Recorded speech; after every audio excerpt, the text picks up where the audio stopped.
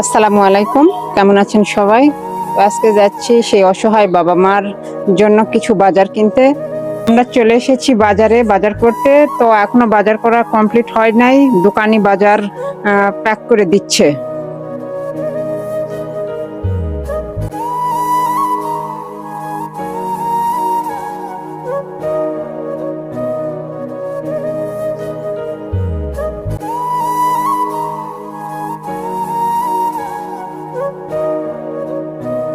আমরা চলে এসেছি আজকে কিছু বাজার নিয়ে প্রবাসী মানবিক কল্যাণ ফাউন্ডেশনের পক্ষ হতে অসহায় বাবা মার বাড়িতে। কালকে ওনাদের ভিডিও করে নিয়ে গেছিলাম, ওনাদের বাজার আছে নাকি শেষ হয়ে গেছে, তো ওনাদের বাড়িতে কোনো খাবার নেই। তো এখানে কিছুদিনের বাজার আবার আছে, তো ওনাদের কাছ থেকে কিছু কথা শুনে আসুন। খুবা, ওষুধগুলো কি খাচ্ছেন?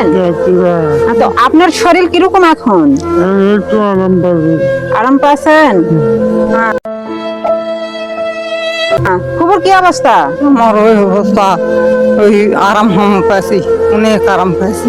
ওষুধ বাড়ি নিয়ম করে খাবেন। হ্যাঁ, খাস করে খেতে আছে। হ্যাঁ, তো আপনারা এত টেনশন করবেন না, আপনাদের পাশে এসে দাঁড়িয়েছে প্রবাসী মানবিক কল্যাণ ফাউন্ডেশনের পক্ষ হতে হীরা ভাই। আপনাদের খোঁজ নেওয়ার জন্য আজকে আমাকে আবার এখানে পাঠায় দিয়েছে কিছু বাজার দিয়ে। খুবই এই বাজারগুলো পায় আপনার অনুভূতি কি? ও সব ভালো হয়েছে। ওই সবার জন্য দোয়া করি, সবাই ভালো থাকুক, সুস্থ থাকুক, চল ভালো থাকুক, সবাই ভালো থাক, দোয়া করি ওই সবগুলাই ভালো থাক। ইনি হচ্ছে ওনাদের প্রতিবেশী, তো ওনারা হচ্ছে সচরাচর ইনাদের হেল্প করে থাকেন। তো সবাই তো আর সব সময় সাহায্য করতে পারে না, ওনারাও গরিব মানুষ। তো ওনার কাছ থেকে শুনি যে আমরা প্রবাসী মানবিক কল্যাণ ফাউন্ডেশনের পক্ষ হতে ওনাদের যে দ্বিতীয় দফায় বাজার দিতে এসেছি, এ সম্পর্কে ওনাদের কি ধারণা।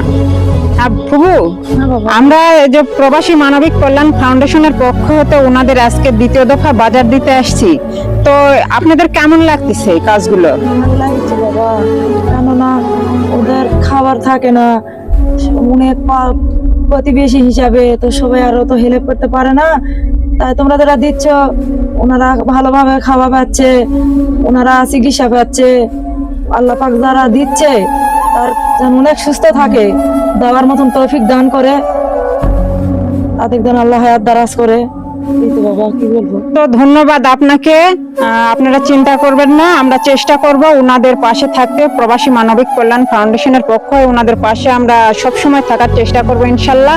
তো তারপরে যদি আশেপাশে খুবই দু একটা আরো গরিব মানুষ থাকে, আপনারা জানাবেন। অবশ্যই আমরা প্রবাসী মানবিক কল্যাণ ফাউন্ডেশনের পক্ষ হতে তাদের পাশে দাঁড়ানোর চেষ্টা করব। তো এটুকু বলে আজকের মতো এখানেই বিদায় নিলাম। সবাই ভালো থাকবেন। খোদা হাফেজ।